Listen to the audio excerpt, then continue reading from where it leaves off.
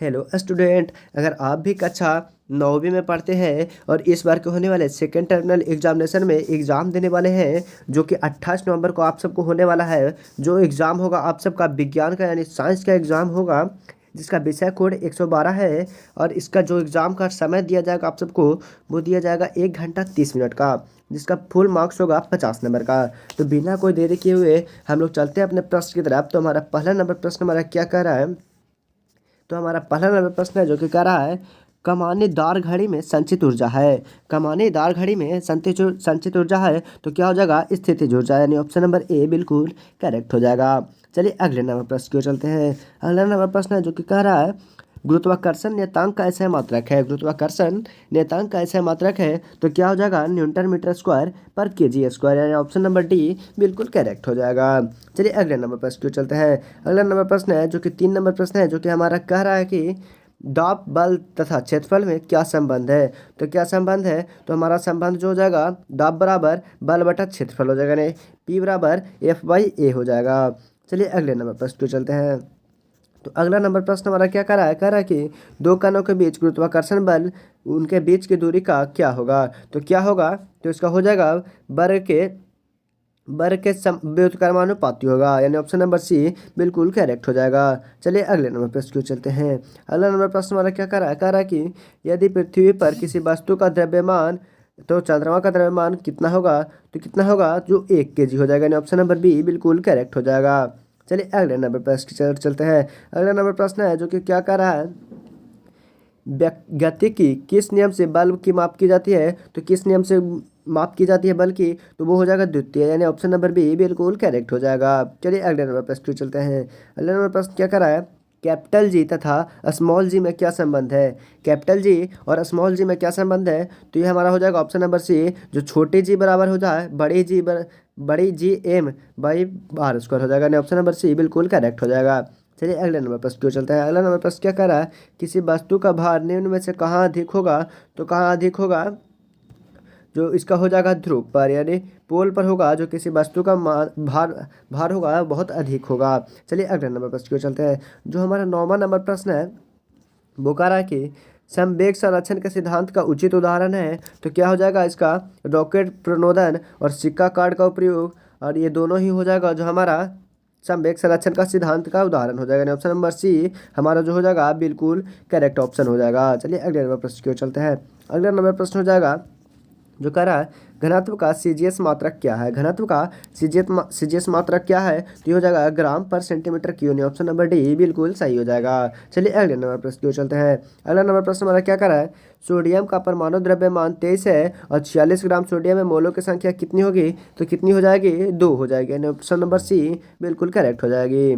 चलिए अगले नंबर प्रश्न की ओर चलते हैं। अगला नंबर प्रश्न हमारा क्या कर रहा है, करा कि निम्नलिखित में कौन चतुष्परमाणु अणु है। तो कौन हो जाएगा?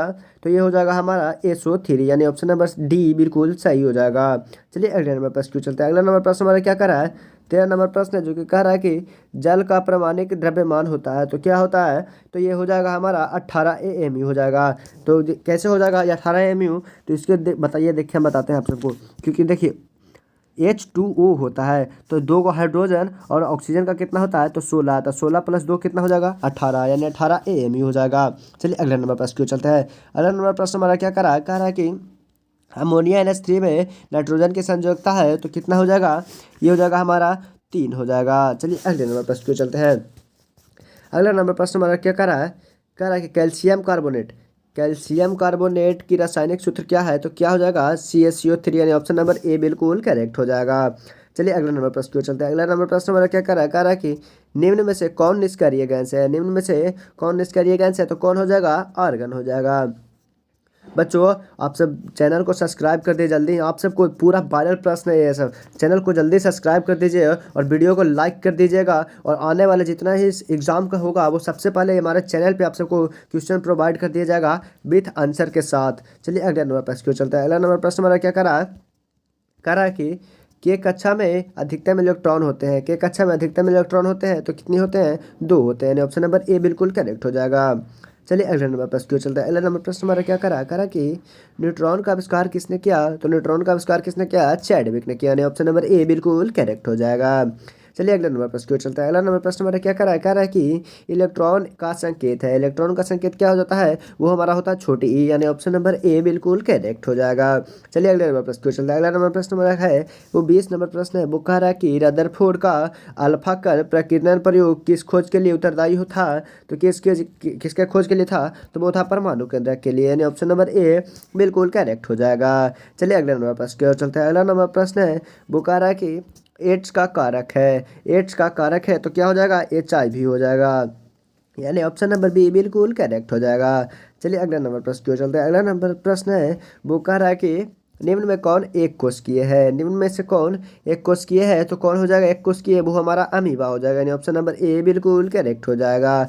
चलिए अगला नंबर प्रश्न की ओर चलते हैं। अगला नंबर प्रश्न है वो कह रहा है कि कछुआ और छिप के लिए उदाहरण है, तो कछुआ और छिप के लिए किसका उदाहरण है, तो वो हो जाएगा एम्फीबियन का, यानी ऑप्शन नंबर सी बिल्कुल करेक्ट हो जाएगा। और हमारा एम्फीबियन का एक और एग्जांपल है वो हो जाएगा फ्रॉग, फ्रॉग भी हो जाएगा, वो हमारा एम्फीबियन का ही उदाहरण है। चलिए अगले नंबर प्रश्न की ओर चलते हैं। अगला नंबर प्रश्न है वो हमारा कह रहा है कि निम्न में से कौन संवाहन पौधा है। निम्न में से कौन संवहनी पौधा है, तो कौन सा हो जाएगा, ये हो जाएगा हमारा फर्न, यानी ऑप्शन नंबर सी बिल्कुल करेक्ट हो जाएगा। चलिए अगले नंबर प्रश्न की ओर चलते हैं।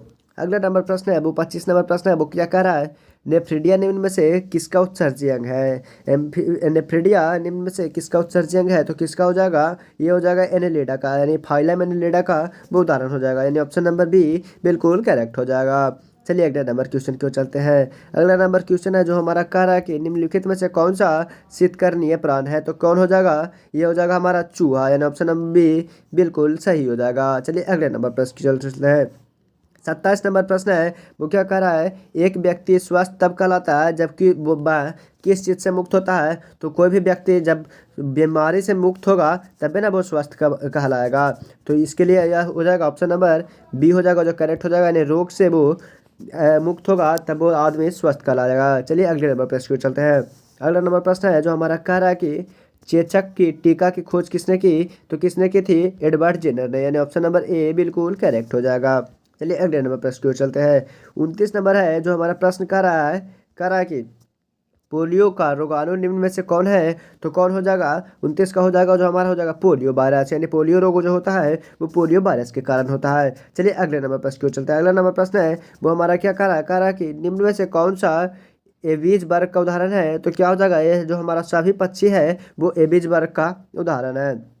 बच्चों आप सबको वीडियो अच्छा लगा हो तो वीडियो को लाइक कर दीजिएगा और चैनल को सब्सक्राइब जरूर कर दीजिएगा, क्योंकि हम आप सबके लिए कितना मेहनत से क्वेश्चन बनाते हैं और कहाँ कहाँ से क्वेश्चन वायरल कर कर लेकर आते हैं जो आप सबको प्रोवाइड करवाते हैं। तो ऐसे ही क्वेश्चन को देखने के लिए चैनल को सब्सक्राइब करते रहिएगा और अपने दोस्तों से भी करवा दीजिएगा। धन्यवाद।